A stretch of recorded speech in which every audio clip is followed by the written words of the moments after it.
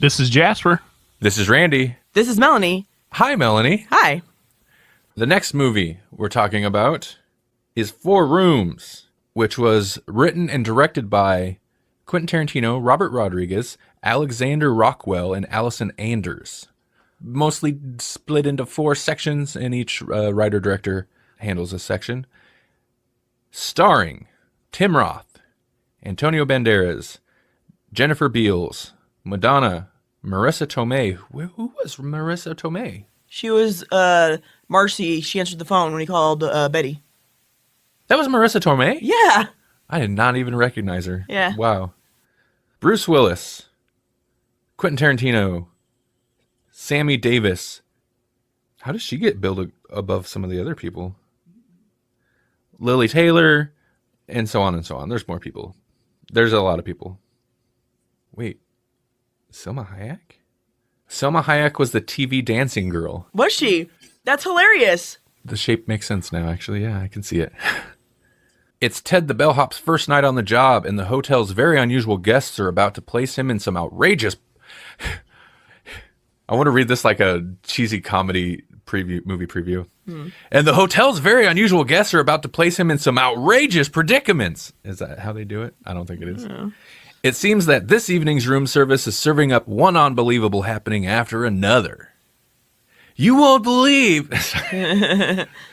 4 rooms. Yeah, this is weird. Okay, so there's it's basically an anthology kind of, but they're connected stories, and there's the through line of obviously they're all at the hotel, and Ted the bellhop is the main character. That's Tim Roth, and he's in all 4 of the stories, of course. And then there's little connecting bits, as there usually are in anthologies. Yeah. But as I mentioned, a different writer-director handles each of the 4 stories. Some of them have a little bit of crossover, but not necessarily a lot. And yeah, so 4 rooms. Well, I know Melanie and we've both seen this. Yeah. I've seen this so many times. Me too.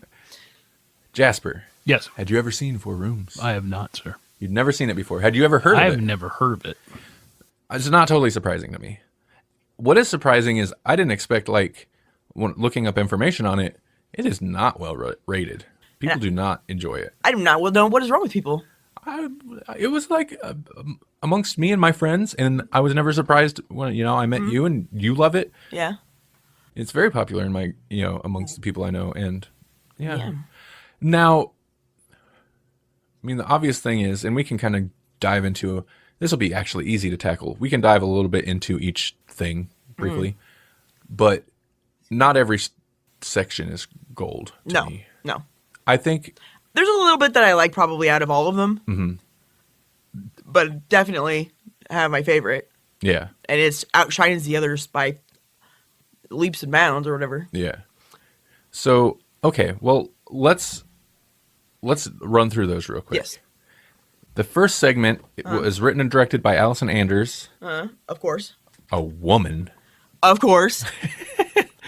and this was The Missing Ingredient. Yes. That one was kind of boring. That's Yeah. my least favorite. That's my least favorite.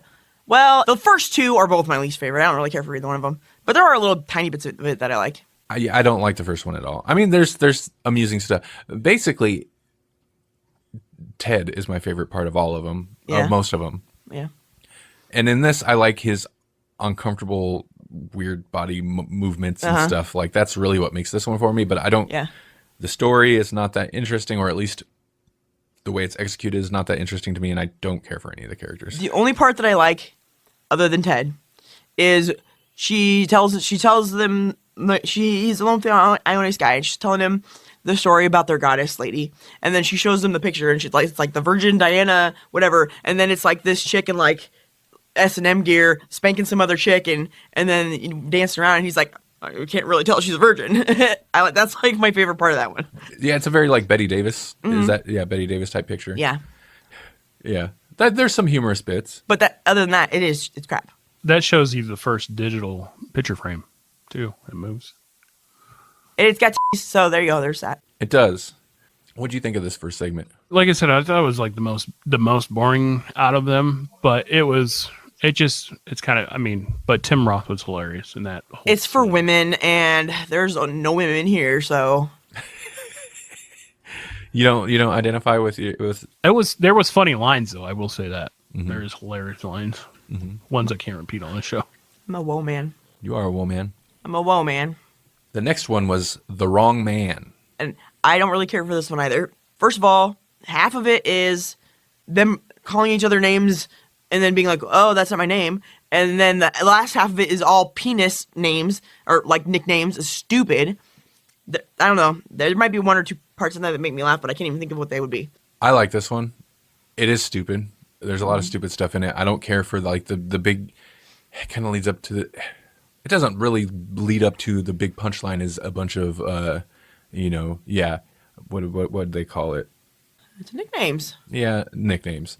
But I like the tone of it. I like the directing in this one. Actually, I think this one, the next one's well directed and edited and paced. But I like visually. I like the look of this one. Might be my favorite. And I like the performances. I like Ted's performance. I don't mind the name thing because I like Ted's like Little Lord Fauntleroy, and he gets to like get outraged and go on a little rant, and that's fun. And I like the guy. I didn't say his name because I don't know, but I like the guy that plays in this one too. It's his intensity, his eyes. Like there's some shots where his eyes are like just bloodshot. And he's just like, what? Just freaks out. And I enjoyed that quite a bit. The lady in it, she's not bad. I don't know. The scenario is so-so. It's okay. Whatever.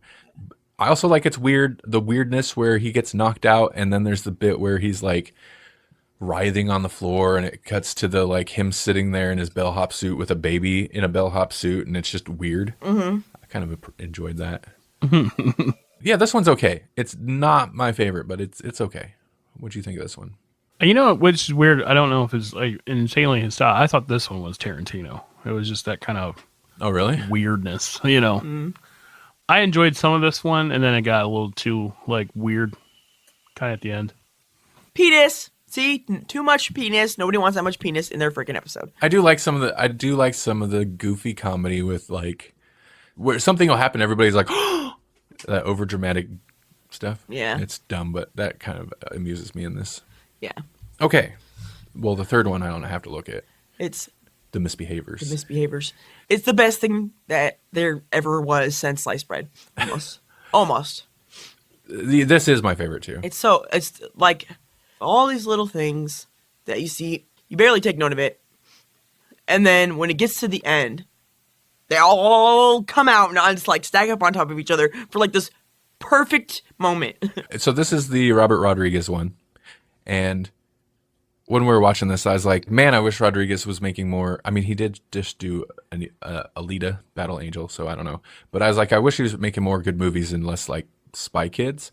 But this is kind of like, it's just an element of Spy Kids and stuff, right? Okay, there's an element of it, except if Spy Kids were starting stuff on fire and, Okay, so it's an element of Spy Kids, except it's still made for an adult, Yeah. made for adults, so Yeah. it's not just Well, complete cheese crap. dude, a Spy Kids made for adults would be awesome. It was the rejected Spy Kids. Antonio Banderas.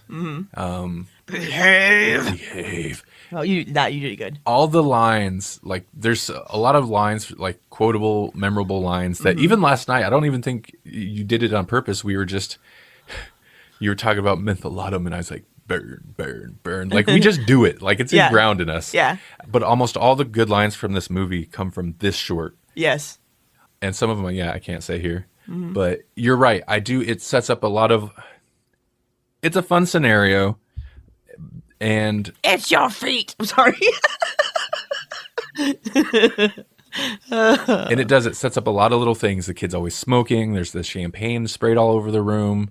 There's the TV dancing woman who's apparently Selma Hayek, and the dead Grawlix in the bed, and the dirty needle, Yeah. and it just all comes together. And it feels like Rodriguez had that last. He's like, okay, so well, here's the general idea, and you come up with the last. It's like a mystery, right? You come up with the last bit, and then work backwards from there. Yeah. And it feels like that was it. He's like, what's the scenario? And painted the picture in his mind. And then he's like, okay, work back from there and put everything together. Yeah. And the thing that makes it the best is that the guy, that Antonio Banderas, the dad, comes in, sees all this, tosses his wife on the floor and is like, "Did they misbehave?"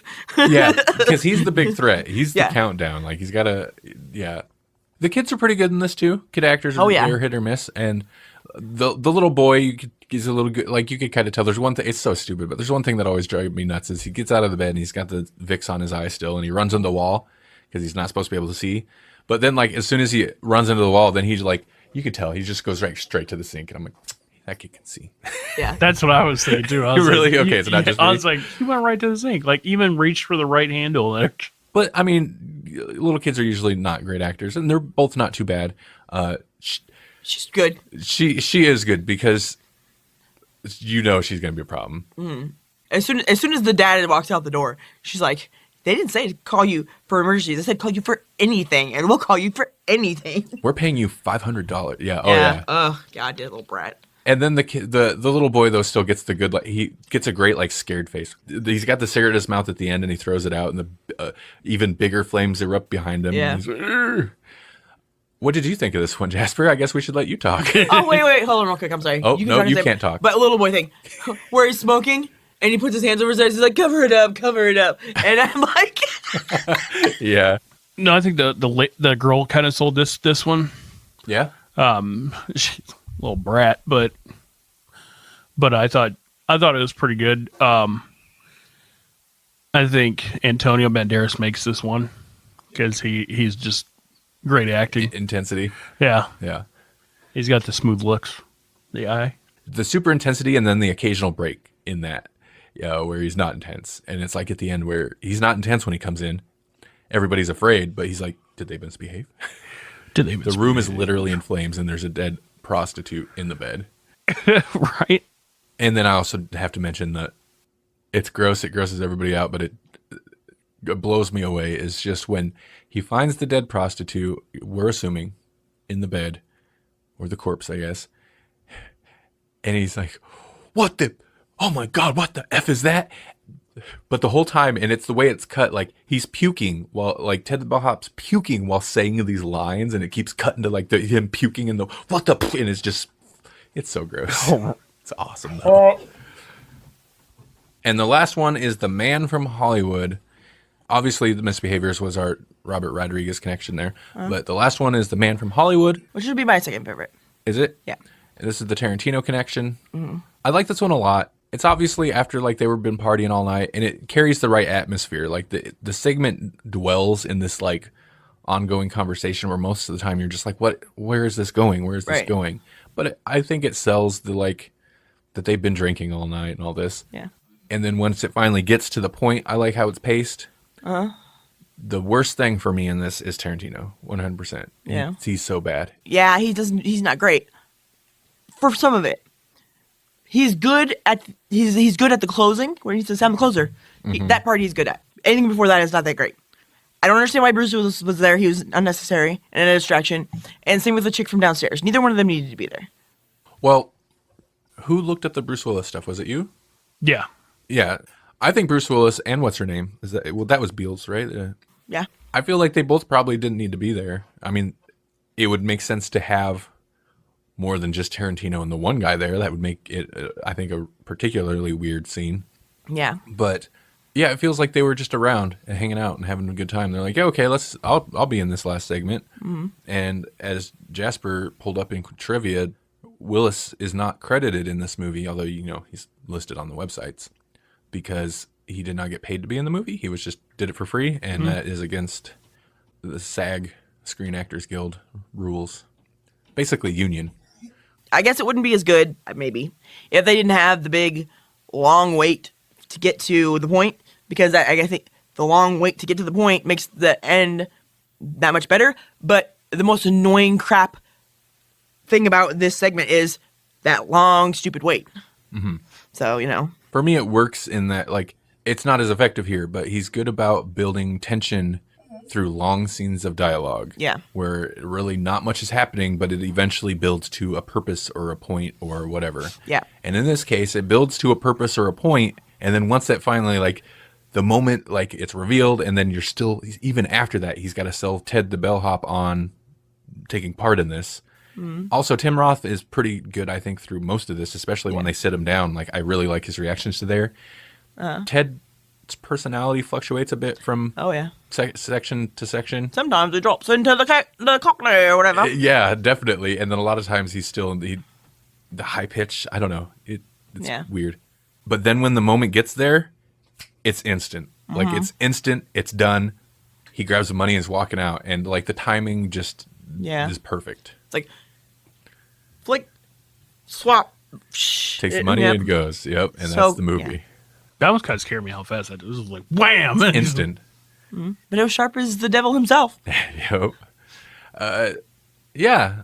What did you think of this what did you think of the Tarantino thing? It was kind of all over the place for me. Kind of like just bounced around. I kind of lost track of what was going on for a second, then I got it back when they kind of slow it down. I'd probably say 2 would be my second favorite, but it was intense at the end, but like it was just all over the place. Kind of lost me on the beginning. Yeah. Well, it took him forever to get to the point. Really. I almost wish, I don't though, but I almost wish he could have got it lit like a couple times. You know? Yeah. Just because I feel bad for him. Because I'm like, poor guy, he's supposed to do it 10 times. Can't even do it once. It makes it perfect, though. That the first time not even once. Like, it really was only a second work. He didn't have to wait for, I do like that too, the little end thing when they're all running out the room. And that one chick's, they're all scrambling and freaking out. She's like, I'm going to go back to my room. First off, Ted the Bellhop. It's wonderful. As a whole. Yeah. I mean, I could see his performance annoying some people because it is weird. It's super weird. But, you know, the section like the misbehaviors is really good. But the movie as a whole, he makes the stuff that sags works for me. So he kind of makes the movie in a way. It's so weird because his reactions to everything is quirky and strange. And Well, weren't they talking about Jerry Lewis in the end bit? And I don't know if that was like his inspiration or whatever, but you know, the like being totally like over the top. Well, and the movie opens with a very Pink Panther-ish cartoon intro. Yeah. Where it's a bellhop running around, and he plays it like a cartoon character. Yeah. Good job, Tim Roth. That was one of his best performances. It is. It's all over the place, but it's so entertaining and enjoyable. That's why I like his little Lord Fauntleroy speech and Theo the Thumper. And the way he does his hands. And then when he does get serious on the phone call, he's like, I don't have problems. I got effing problems. Plural. And that is a quote that always stuck in my head, and I say it sometimes. So, yeah, Tim Roth, I feel like a lot of people probably discount his performance in this as over the top and bad, but I think it's very entertaining. I agree. He makes the movie. And at first I thought, I was like, yeah, it's a little overacting, but then it kind of just plays into the whole movie. So, overall, good movie, bad movie? Great movie. Great movie. I mean, you could cut it in half and it'd still be a great movie. It'd probably be a better movie, huh? What'd you think of this, Jasper? Since this is the first time viewing. I didn't think it was bad at all. No? Yeah, I thought it was pretty good and kind of nice pace to it, kind of going through all the things, and then just the way he was acting the whole time is just weird. Just some of the faces he hits makes me laugh every time, especially when he hits those moments where, like, he dives into I'm glad you mentioned GIFs, and I'm glad there's some already out there, but I will be making more GIFs of this because, like, he jumps into the elevator, and when he stands up, just he hits that, like, pause face, and it's so good. Star ratings? Just for the like the art part of the film and the, you know, putting 4 people together and make this, I gave it a 4 out of 5. Oh, nice. I'm glad you mentioned that, actually, because that is one of my favorite aspects of the movie. I know that other anthologies do this, most anthologies do, but this was like the quote-unquote experiment of 4 sections written and directed by filmmakers that have very distinctive styles and voices, I think is the point of this. And I had really hoped there'd be more movies like this, and there really aren't that many. Yeah. So that's, you know, I really like that aspect of this. Yeah, rather than most anthologies you see, it's like, they're like, here's a theme. Now everybody do something like about that. You know, and that's okay, but with this, it's like, it's a little bit different, we have right? a frame. You can do whatever the heck you want. And, you know, and we'll pop it in the frame. There's also some interesting continuity issues, but it seems intentional. It is intentional. Because, like, in the misbehaviors, the little girl calls down to the one room with the guy with the gun, but she calls him right after she called Ted. Yeah. But when you hear that the other side of that phone call earlier in the movie, Ted is in that room. So like there's some interesting and feels intentional continuity issues. I'm going to give it 4.3. Can I do that? No? Okay. Halves. Maybe 4.5. Okay. It's not the greatest movie that ever was, but it's got some parts in it that are the greatest parts of movies that I've ever seen. Yeah? Yeah. Yeah. What did you rate it? 4. It feels... 3 or 3.5. You think so? No, I'm actually going to go 4. Hey! Because it feels weird in a way to rate it higher than... Although, again, I always say you can't do star ratings and compare to movies, but I then always do it. It feels weird to rate it higher than From Dusk Till Dawn, but then again, not really, because the stuff I really like in this, I think I like a lot more than anything I like in From Dusk Till Dawn. And From Dusk Till Dawn is good. And it feels like 2 different movies. Well, this is 4 different movies. And Rodriguez did his parts better, and Tarantino did his parts better as themselves than they did together in that movie. That's a good, interesting point. That's an interesting point. I like the weird things, like we'll get to it eventually, but the Grindhouse whole thing, I like when they work together on things, but separate. Uh-huh. But yeah, 4 stars because I think it's very entertaining. Man, it is not well reviewed online. There's I don't remember what site it was. Has it at like 1 star? And I was like, what? Really? Yeah, you people are insane, and you need to get your shit together because that's wrong. But I'm not going to go higher than 4 stars right now because there are some, like that first segment really is so bad, and it's Tim Roth that I know, and it makes me sad because I'm a woman.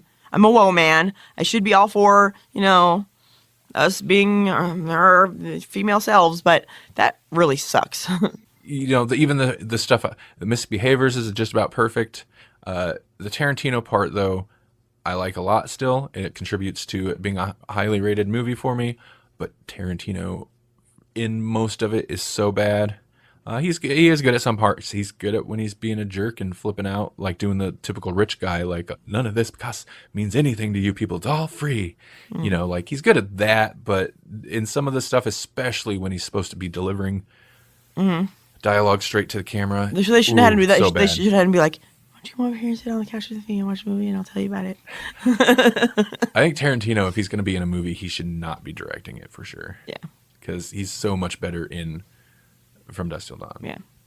Yeah.